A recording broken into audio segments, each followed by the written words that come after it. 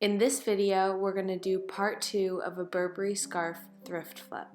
We're going to need scissors, thread, measuring tape, pins, elastic, and your scarf. In the first video, we turned half the scarf into a skirt, and today we're going to use the other half to make a shirt. We're going to start by draping the front panel of the shirt.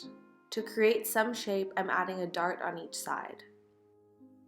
I'm doing this by folding the fabric over, pinning it, and making sure that the apex is around the bust.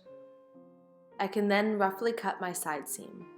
I'm now ready to pin right sides together of my back piece and my front piece.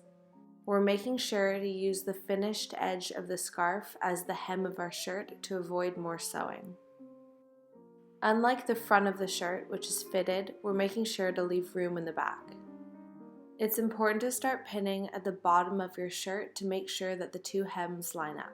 The reason that we're leaving space in the back is because the scarf has no stretch to it, so we're making sure that there's enough space to be able to pull the shirt over your head.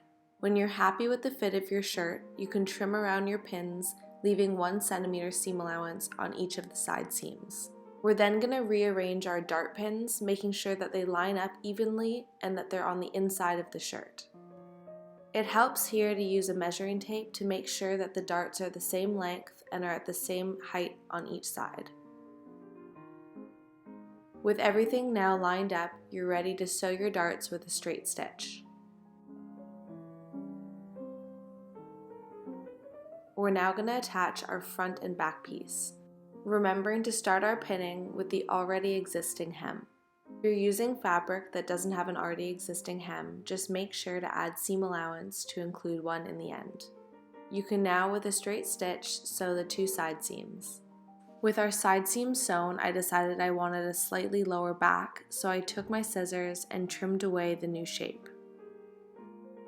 We're now going to measure our piece of elastic. We're going to do so by wrapping it around right where we'd like our shirt to hit and making sure to give it a little tug so that our shirt fits snug. We also want our elastic to overlap at least 1 centimeter.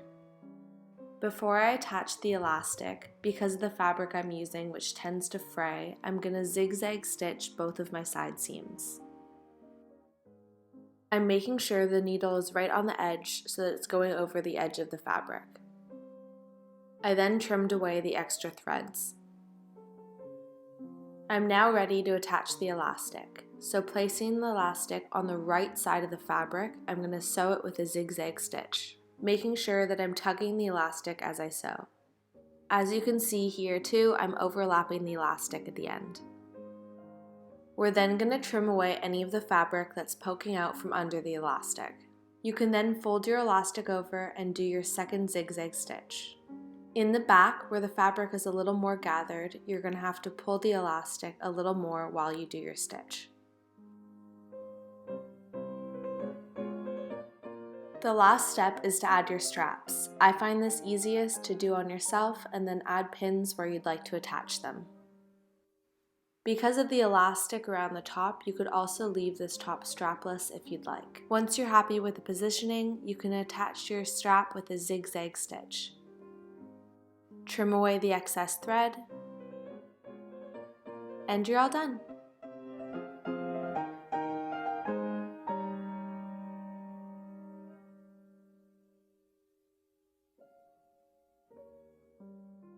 Thank you for watching, and if you liked the video, please subscribe.